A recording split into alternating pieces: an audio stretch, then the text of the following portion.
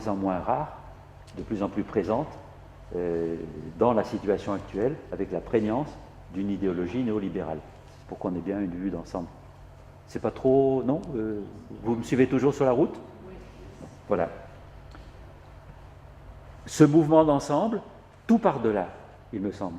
Et j'ai utilisé tout à l'heure le terme d'autorégulation. Alors tant pis, parlons de l'autorégulation. J'ai relu les épreuves du livre suivant, qui allait suivre celui-ci. Moi, j'avais donné pour titre l'autorégulation des apprentissages scolaires et universitaires. Et puis l'éditeur, c'est Philippe Mérieux, l'éditeur. Ils ont choisi, c'est comment impliquer l'élève, l'apprenant dans ses apprentissages.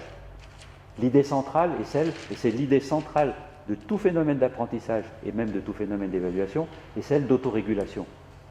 Ça veut dire quoi, autoréguler? Ça veut dire être vraiment le sujet actif, qui s'est donné un but, ou qui s'est approprié un but, quand le but a été fixé par d'autres, par exemple ses parents, ou par exemple l'État, la nation, qui a défini des curricula, qui a défini des contraintes et des obligations scolaires. Il faut que l'élève s'approprie ce projet-là pour réussir à l'école élémentaire et au collège et au lycée, puis à l'université. Donc, celui qui s'autorégule et celui qui s'est approprié ou qui s'est donné un projet, qui est capable de prélever des informations en retour sur sa situation par rapport à ce projet, donc on va définir en termes de but ou d'objectif, c'est où je veux aller, où je veux arriver, celui que je veux devenir. Donc il s'inscrit dans un mécanisme, je dirais, de surveillance. Il me semble qu'il y a une dimension très positive à la surveillance entendue ainsi. Surveiller, c'est faire le point pour savoir où l'on en est, c'est poser la question, est-ce que je tiens la route? Est-ce que je ne dérape pas? Est-ce que je m'approche de mon but ou non? Ce mécanisme de surveillance passe par une prise d'information retour, feedback, et par la comparaison constante, mais je crois que c'est la diapo suivante. Oui. Donc il y a deux volets, un volet surveillance, où les spécialistes parlent de monitoring, où on trouve aussi le terme de monitorage. Monitorage, c'est la surveillance, contrôle de la situation par prise d'information en retour, c'est d'ordre rétroactif, rétro, c'est en retour sur ma position, je vois où j'en suis, j'ai fait. Deuxième exemple, autre exemple, je perds un peu du temps avec les exemples, mais en même temps, tous les jeudis, l'hiver, je skie, et l'été, je marche avec le club alpin français. Mais les collègues du club alpin, quand ils marchent, ils sont devenus fous. Ils ont des trucs, des podomètres, des je ne sais quoi. Ça mesure tout. Alors, combien on a fait? Et avant les balades, on sait qu'on s'inscrit pour une balade qui va faire, alors 15 km, 500 mètres de dénivelé, ou 600 mètres de dénivelé. Moi, je ne dépasse pas. Il y en a qui font 1500 mètres de dénivelé. Ils ont des appareils qui mesurent tout ça. Voilà le feedback d'ordre rétroactif. Et en fonction de ça, je monte plus vite, ou bien je dis non, c'est trop pour moi, j'arrête, et je choisis même le but en fonction de cela. Ça implique une comparaison, si possible, continue. C'est pourquoi, mesdames, messieurs, la meilleure évaluation est continue. Alors là, je pense au baccalauréat, qui est devenu une machine ingérable, et qui exigerait l'introduction d'un minimum de contrôle continu, d'évaluation continue. Si on a compris ce qu'est l'évaluation, comme mécanisme de surveillance, ça implique une continuité dans il faut que je surveille en permanence, c'est la route et mes compteurs. Voilà. Entre un état but à atteindre et un état donné qui est ma situation actuelle. Et je vais me prononcer sur l'acceptabilité de l'état donné par référence à l'état but. Vous comprenez toujours? Voilà. Et puis ensuite, il y a un deuxième volet qui est le volet justement. Adaptation de l'action visant à réduire l'écart au but, en termes d'objectifs, de standards ou de critères, par reprise ou modification éventuelle de l'action en cours. Où je m'arrête pour me reposer, 2 heures, etc. Je m'arrête, je continue. On va mettre l'accent davantage sur quelque chose. On a constaté que quelque chose ne fonctionnait pas, donc on ajuste.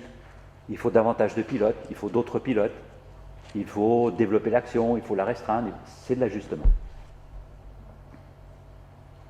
Ce qui entraîne deux conséquences. Je n'ai peut-être pas fini de définir l'autorégulation. Vous avez compris?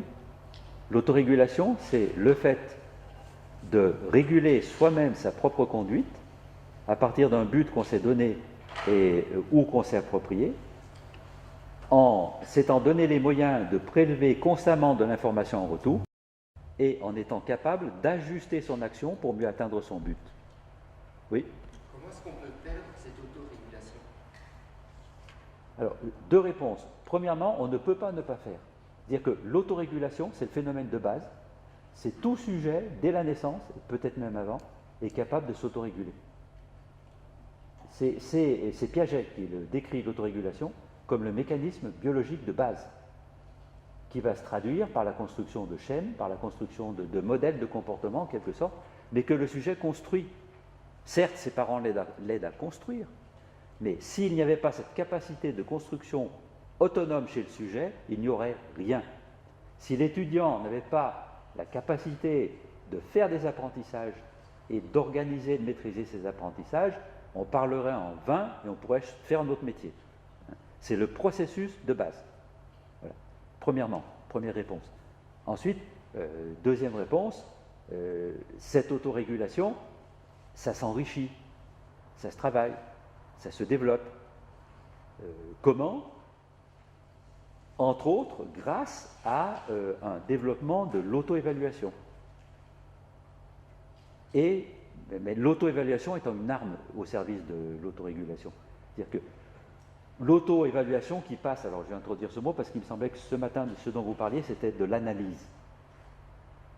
Vous demandez aux étudiants d'analyser leur devenir, d'analyser leur évolution. Avant, je pensais ceci, maintenant, pendant, j'ai été sensible à ça, puis après, il y a autre chose.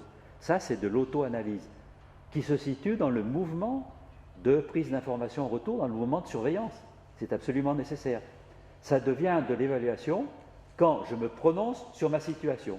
Et je dis, je n'ai pas suffisamment progressé. Je ne me suis pas donné mon propre but. Je n'ai pas de projet. Le projet n'est pas le mien. Je suis trop incertain dans ma démarche, je ne sais pas où je vais. Oui, tout. Et donc je vais ajuster. Il y a autorégulation en proportion de la progression dans la maîtrise de l'information en retour